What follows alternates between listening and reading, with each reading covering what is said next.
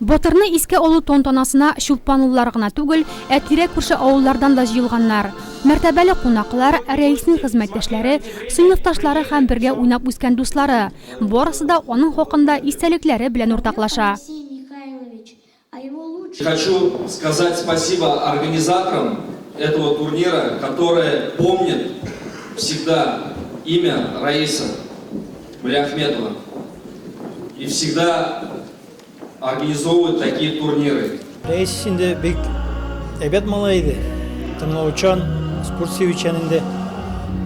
Шундай матур гына булып үсеп килә иде инде.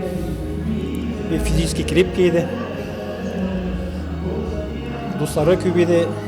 Аралашучан инде. Рәис 19 яшендә хезмәткә алына. Сагыну сүзләрен хатларына салып якыннарына сәламләр юллый. Соңгы хаты 9 декабрьдә килә.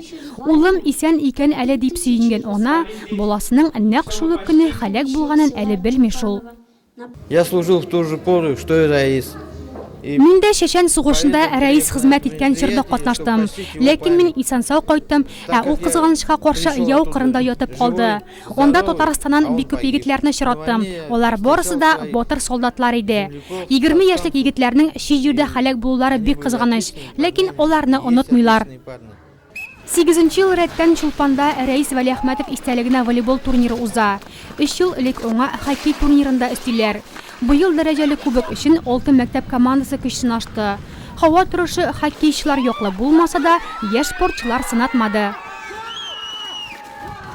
Biz Üsküdar'dan Çulpan avılına Reis abinin hürmetine başlanan turnirga kildik.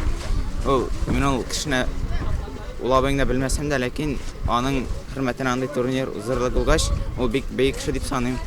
Biz bu turnirde şimdi kişimizle koyacakbız. Бу вакыт мәктәп спорт залында Чулпанлылар волейболчылар өчен җан атты. Әлеге турнирны республика ярышлары дәрәҗәсенә күтәрелде дияргә мөмкин.